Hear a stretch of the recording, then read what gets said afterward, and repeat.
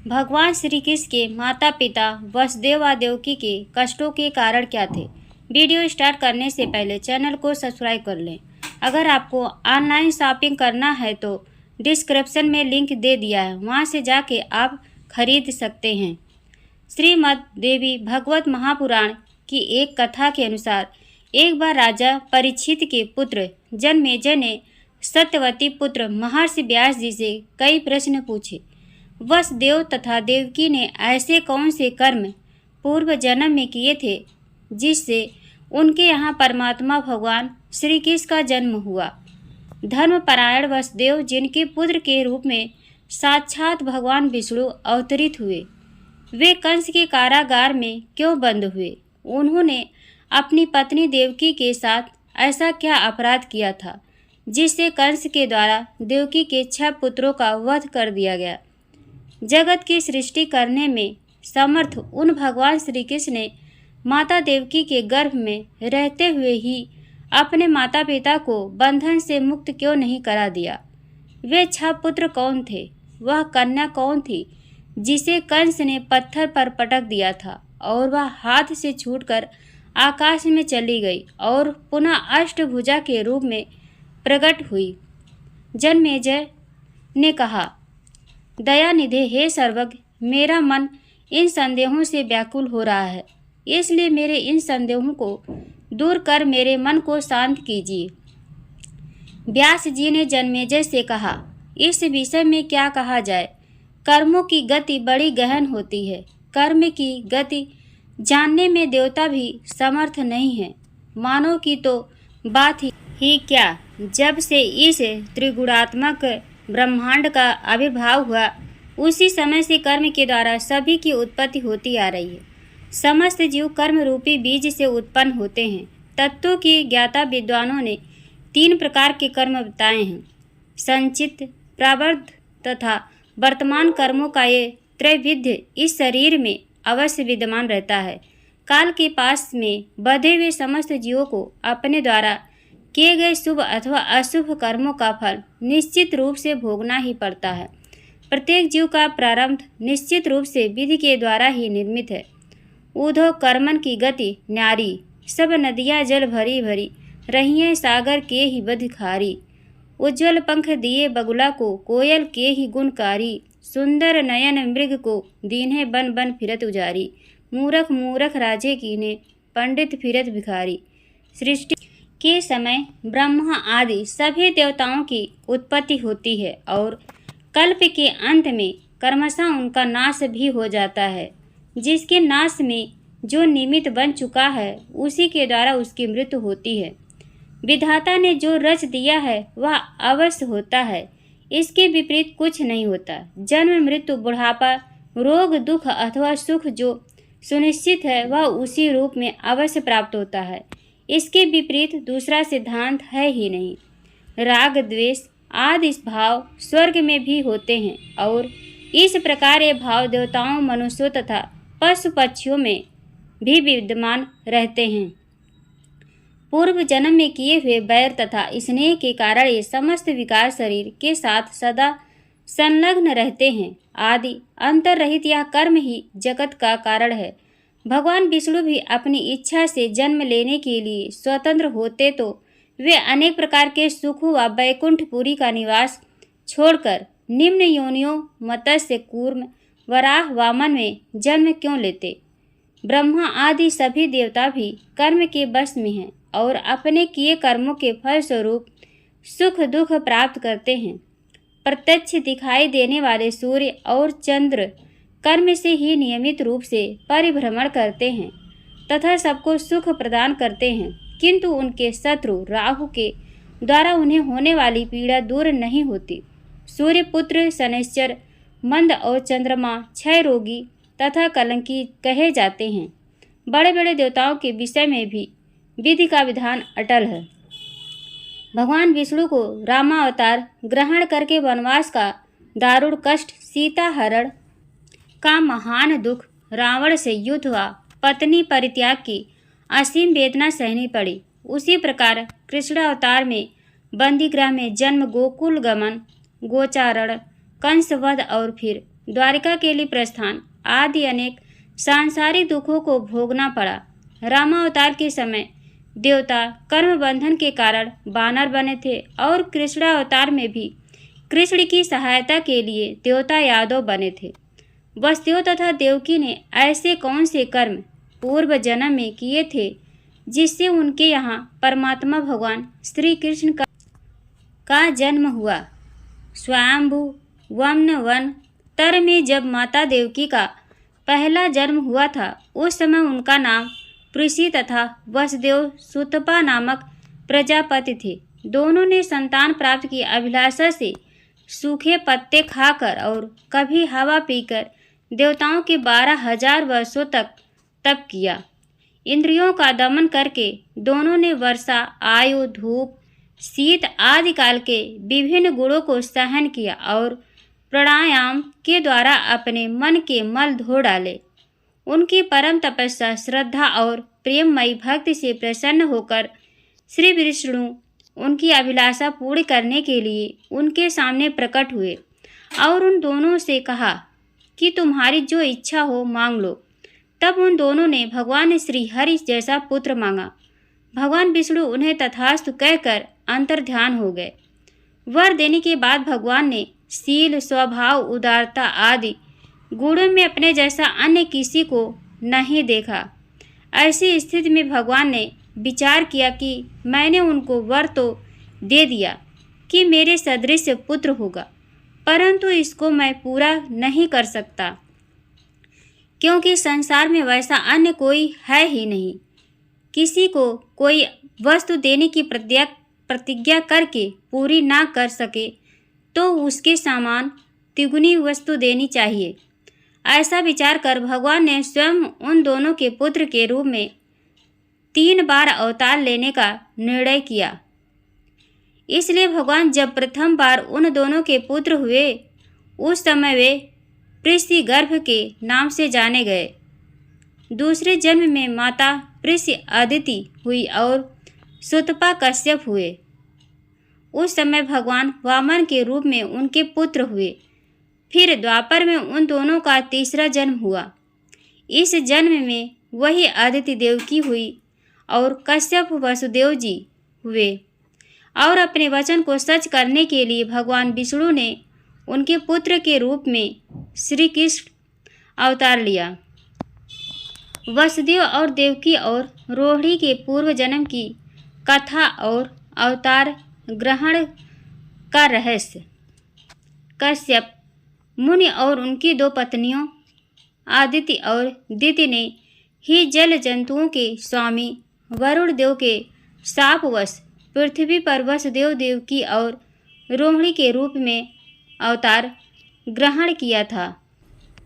एक बार महर्षि कश्यप यज्ञ कार्य के लिए वरुण देव की गौ ले आए। यज्ञ कार्य की समाप्ति के बाद वरुण देव के बहुत याचना करने पर भी उन्होंने वह गौ वापस नहीं दी।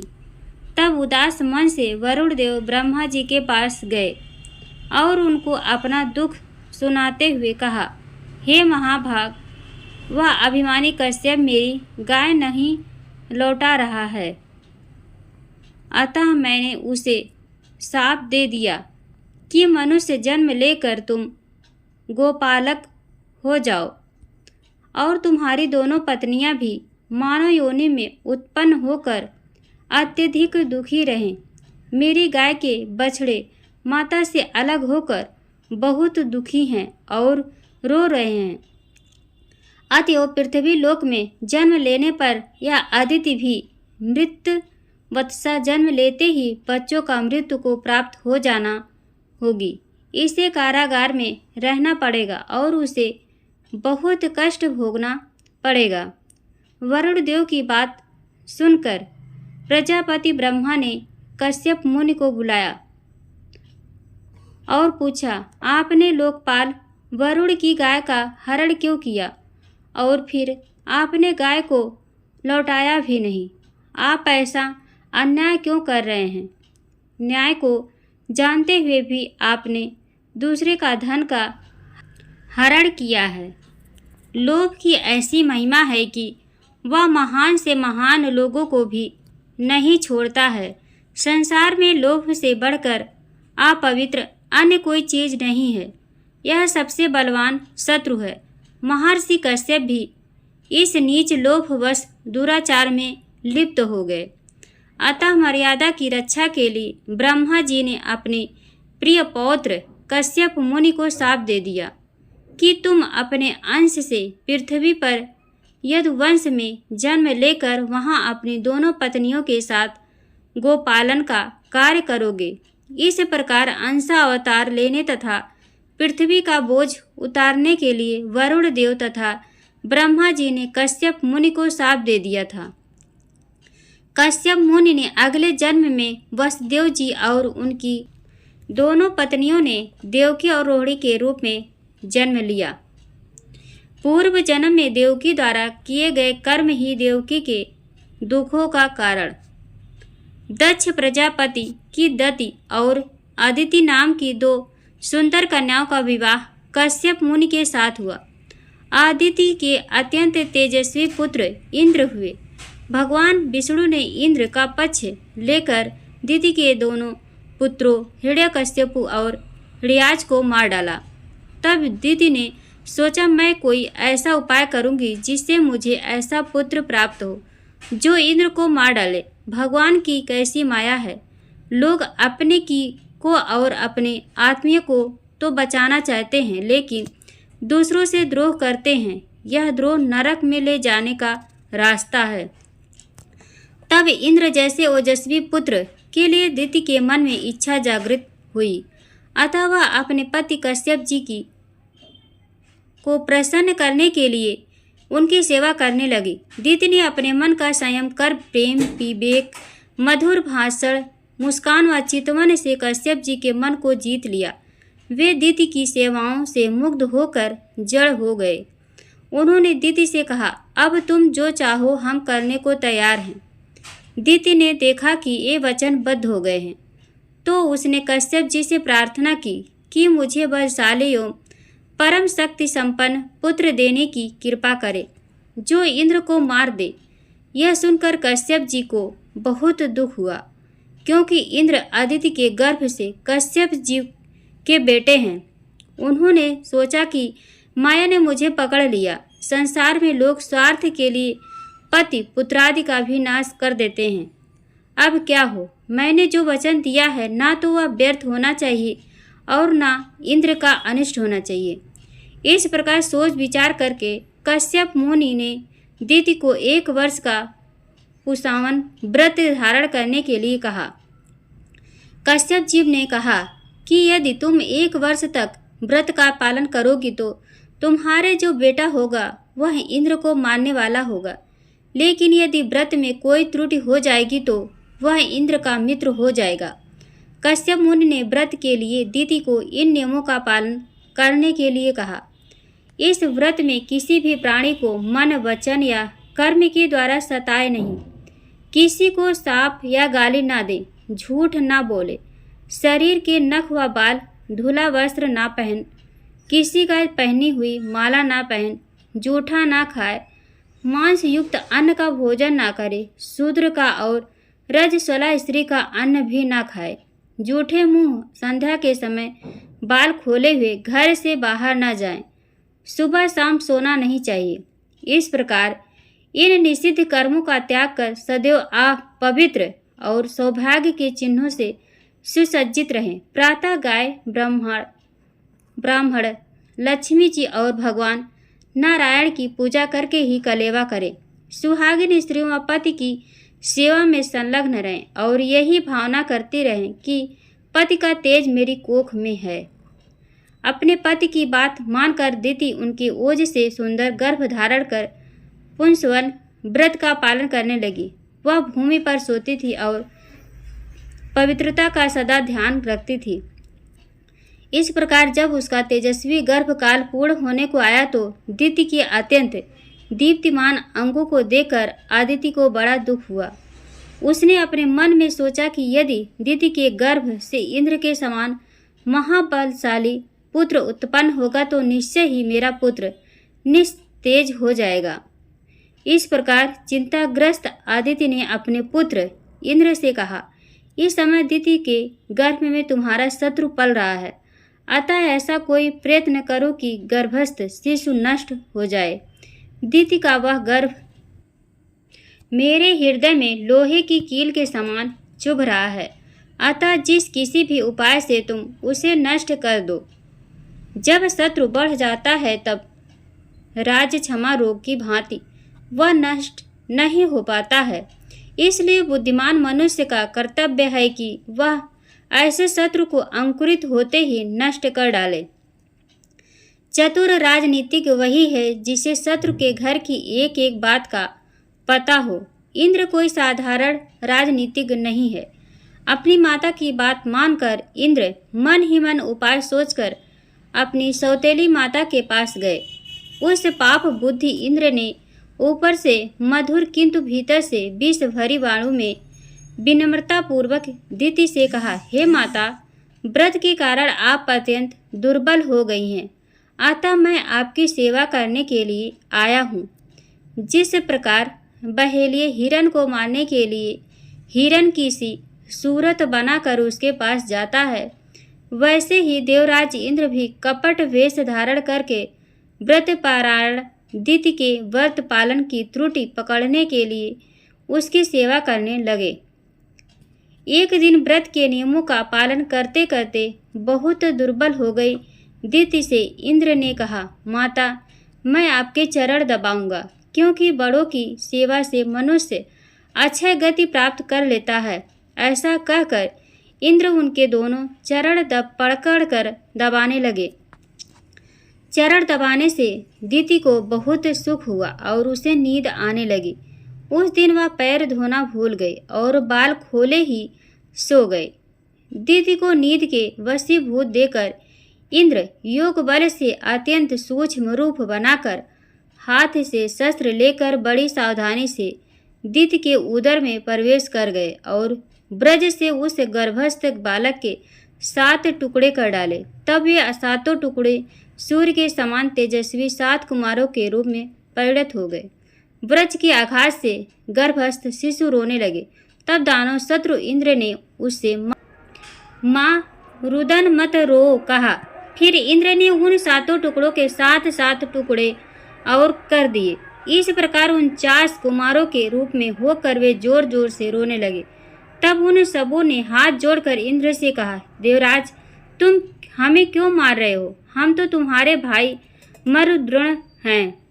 इंद्र ने मन ही मन सोचा कि निश्चय ही यह सौतेली माँ दिति के व्रत का परिणाम है कि ब्रज से मारे जाने पर भी इनका विनाश नहीं हुआ। ये एक से अनेक हो गए हैं, फिर भी उदर की रक्षा हो रही है। इसमें संदेह नहीं कि ये अवध्य हैं, इसलिए ये देवता हो जाएं। जब ये रो रहे थे उस समय मैंने इन गर्भ के बालकों को माँ रुद कहकर चुप कराया था, इसलिए मरु दृढ़ नाम से प्रसिद्ध होंगे। इंद्र ने सौतेली माता के पुत्रों के साथ शत्रु भाव न रखकर उन्हें सोम रस का पान करने वाले देवता बना लिया। छल इंद्र द्वारा अपने गर्भ को विकृत किया जानकर दिति जाग गई और दुखी होकर क्रोध करने लगी। यह सब मेरी बहन आदिति द्वारा कराया गया है, ऐसा जानकर दिति ने कुपित होकर आदिति और इंद्र दोनों को शाप दे दिया कि इंद्र ने छल पूर्वक मेरा गर्भ छिन्न भिन्न कर डाला है। उसका त्रिभुवन का राज शीघ्र ही नष्ट हो जाए। जिस प्रकार पापनी आदित्य ने गुप्त पाप के द्वारा मेरे गर्भ को नष्ट करवा डाला है, उसी प्रकार उसके पुत्र भी कर्मशः उत्पन्न होते ही नष्ट हो जाएंगे और वह पुत्र शोक से अत्यंत चिंतित होकर कारावास में रहेगी। तब कश्यप जी ने दिति को शांत करते हुए कहा, हे देवी, तुम क्रोध मत करो।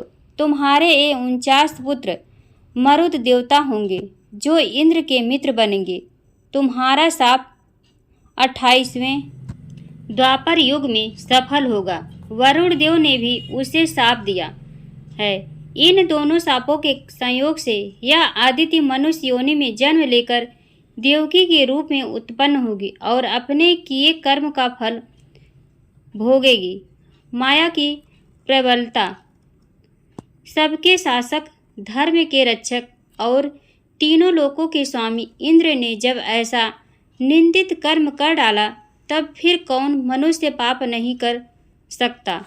ब्रह्मा से लेकर तृण प्रयत्न स्थावर जंगम सभी प्राणी माया के वशीभूत रहते हैं और वह माया उनके साथ क्रीड़ा करती रहती है। यह माया सभी को मोह में डाल देती है और जगत में निरंतर विकार उत्पन्न किया करती है।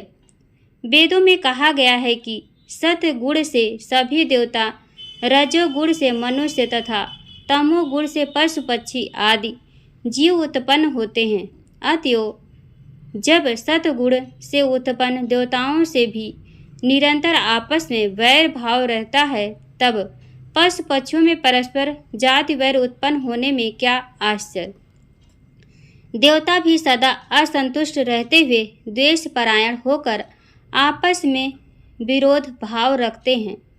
चंद्रमा ने जानबूझकर अपने गुरु बृहस्पति की पत्नी का बलपूर्वक हरण कर लिया। उसी प्रकार इंद्र ने महर्षि गौतम की पत्नी के साथ अनाचार किया। जगतपति भगवान विष्णु ने वामन रूप धारण कर छल से राजा बलि को ठग लिया, लेकिन विजय राजा बलि की ही हुई, जिन्होंने समस्त भूमंडल का दान कर दिया। भगवान विष्णु जो त्रिविक्रम कहलाते थे, छलने के लिए वामन बौना बने और उन्हें राजा बलि का द्वारपाल बनना पड़ा। ब्रह्मा जी वेदकर्ता और जगत की सृष्टि करने वाले हैं, किंतु वे भी सरस्वती को देखकर विकल हो गए। जब शिव जी की भार्या पत्नी सती दक्ष यज्ञ में जलकर भस्म हो गई, तब लोगों का दुख दूर करने वाले होते हुए भी शिव जी शोक संतप्त हो गए और कामाग्नि से जलते हुए यमुना नदी में कूद पड़े। तब उनके ताप के कारण यमुना जी का जल श्याम वर्ण का हो गया। शिव जी भृगु ऋषि के वन में जाकर दिगंबर होकर विहार करने लगे। तब शांति प्राप्त करने के लिए उन्होंने दानों के द्वारा निर्मित बावली का जल पिया। अपने कर्म के प्रभाव से ही रुद्र को मुंडों की माला धारण करनी पड़ती है। इंद्र को बैल बनकर पृथ्वी पर सूर्यवंशी राजा ककुत्स का वाहन बनना पड़ा। भगवान श्री राम श्री भी काम से व्याकुल होकर सीता के वियोग में जोर जोर से रोते हुए वृक्षों से पूछते फिरते थे कि सीता कहाँ चली गई। हे खग मृग, हे मधुकर श्रेणी, तुम देखी सीता मृगनयनी। काम क्रोध अमर्ष शोक वैर प्रेम सुख दुख भय दीनता सरलता पाप पुण्य वचन मरण पोषण चलन ताप लोभ दंभ मोह कपट और चिंता आदि के भाव मनुष्य जन्म में विद्यमान रहते हैं। वे भगवान विष्णु भी शाश्वत सुख का त्याग करके इन भावों से ग्रस्त मानव का जन्म परशुराम रामकृष्ण बार बार लेते हैं। इस प्रकार इस संसार में सभी प्राणी विधि के नियमों में बंध कर सदा सुख तथा दुख से युक्त रहते हैं। जगत की सृष्टि करने में समर्थ उन भगवान श्री कृष्ण ने माता देवकी के गर्भ में रहते हुए ही अपने माता पिता को बंधन से मुक्त क्यों नहीं कर दिया। यह संपूर्ण चराचर जगत योग माया के अधीन रहता है। ब्रह्मा से लेकर अस्थावर जंगम सभी प्राणी सत्व रज तम इन गुणों के द्वारा उन्हीं में गुथा हुआ है। इस प्रकार योग माया की बड़ी महिमा है। ब्रह्मा रुद्र इंद्र वरुण यम कुबेर अग्नि सूर्य चंद्र आदि देवता ऋषि मुनि ये सब बाजीगर के अधीन कठपुतली की भांति सदा योग माया के अधीन रहते हैं। भगवान के सभी अवतार रस्सी में बंधे हुए के समान भगवती से ही नियंत्रित रहते हैं। भगवान विष्णु भी कभी बैकुंठ में और कभी क्षीर सागर में आनंद लेते हैं, कभी अत्यधिक बलशाली दानवों के साथ युद्ध करते हैं, कभी योग निद्रा के वशीभूत होकर शयन करते हैं, कभी मल मूत्र तथा स्नायु से भरे गर्भ में वास से होने वाले दुख भोगने को विवश हो जाते हैं। इस प्रकार सभी देवता काल पास में अबुद्ध रहते हैं। अतः मनुष्य हो या देवता किए गए शुभ व अशुभ कर्मों का फल तो अवश्य ही भोगना पड़ता है।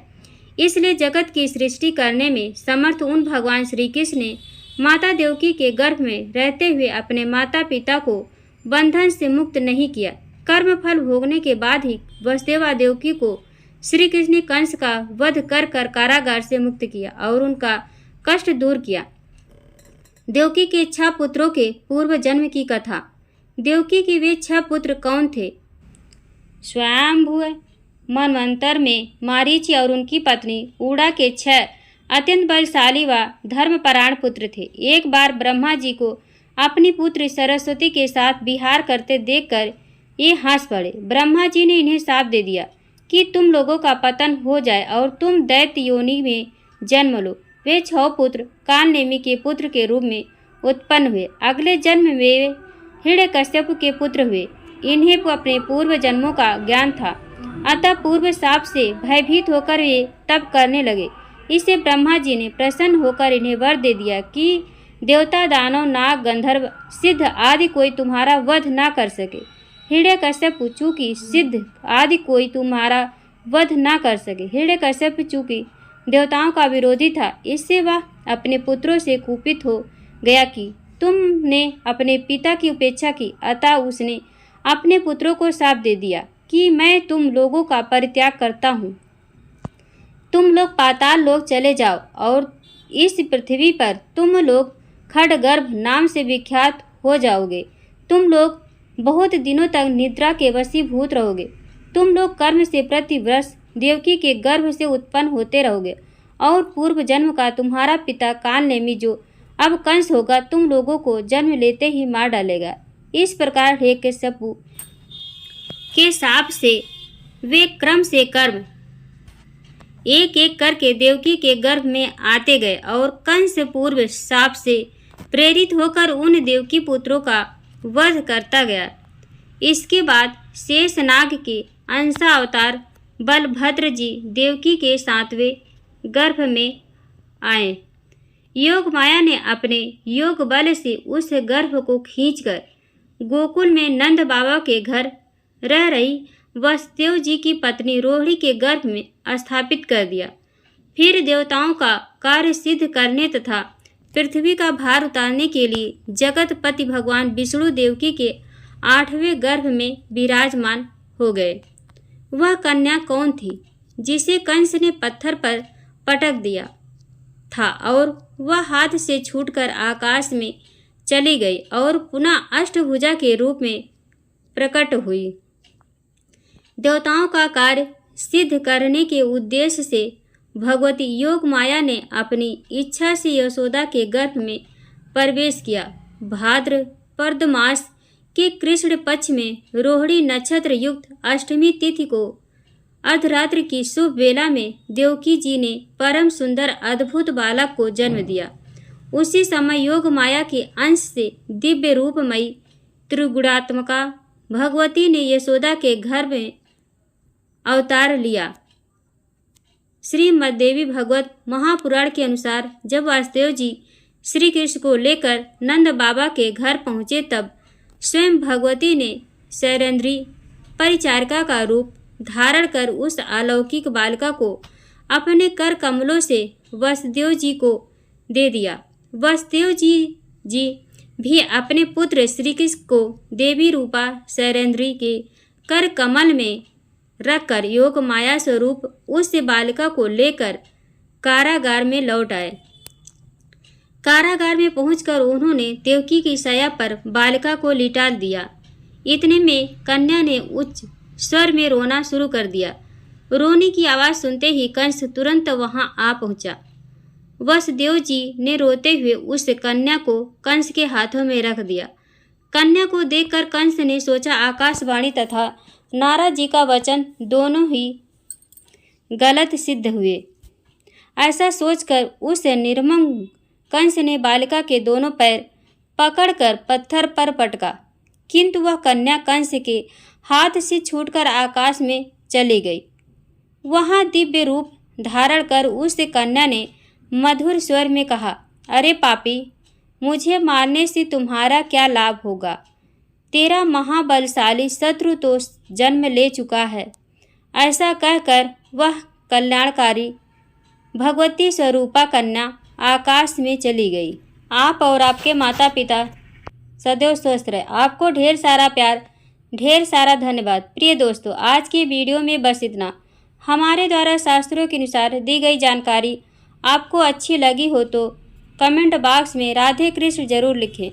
वीडियो को एक लाइक कर अपने फैमिली फ्रेंड्स में शेयर जरूर कर दें। ऐसे इन्फॉर्मेशन वीडियो देखने के लिए हमारे चैनल को सब्सक्राइब कर बेल आइकन को प्रेस कर लें, ताकि जब भी मैं कोई नया वीडियो डालूं उसका नोटिफिकेशन आपके पास सबसे पहले पहुंचे। वीडियो देखने के लिए आप सभी का बहुत बहुत धन्यवाद। Thank you. जय हिंद, जय भारत।